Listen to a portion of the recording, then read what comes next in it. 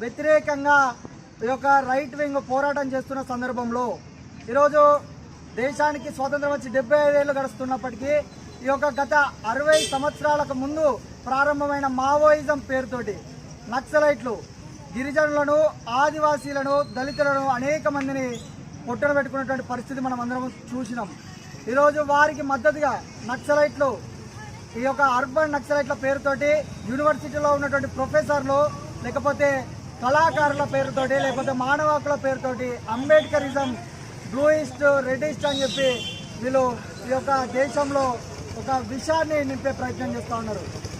ఈరోజు ఈ సందర్భంలో ఆపరేషన్ కగా జరుగుతున్నటువంటి సందర్భంలో కొందరు అపర మేధావులు ఏం మాట్లాడుతున్నారంటే ఈ యొక్క కగాను వెంటనే ఆపివేసి నక్సలైట్లతోటి చర్చలు జరపాలి అంటున్నారు.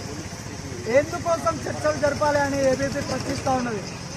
60 సంవత్సరాలలో సుమారు 1,00,000కు పైగా గిరిజనులను, ఆదివాసీలను, గోండు బిడ్డలను, దళితులను చంపినటువంటి నక్సలైట్లతోటి చర్చలు ఎందుకు జరపాలి? అప్పుడు శాంతి చర్చలు ఎందుకు గుర్తు రాలేదు?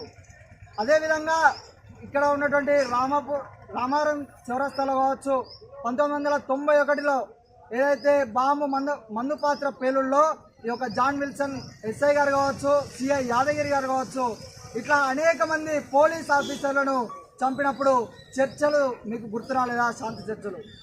అదేవిధంగా ఈరోజు నక్సలైట్లు సామాన్య ప్రజలను చంపినప్పుడు మీకు శాంతి చర్చలు గుర్తు రాలేదా? అదేవిధంగా ఈరోజు ఉన్నతాధికారులను ఎవరినైతే ఐఏఎస్లను, ఐపీఎస్లను చంపినప్పుడు మీకు శాంతి చర్చలు గుర్తు రాలేదా? అదేవిధంగా ఈరోజు మంత్రి శ్రీధర్ బాబు గారి తండ్రిని చంపినప్పుడు కాంగ్రెస్ పార్టీ శాంతి చర్చల గురించి మాట్లాడలేదు.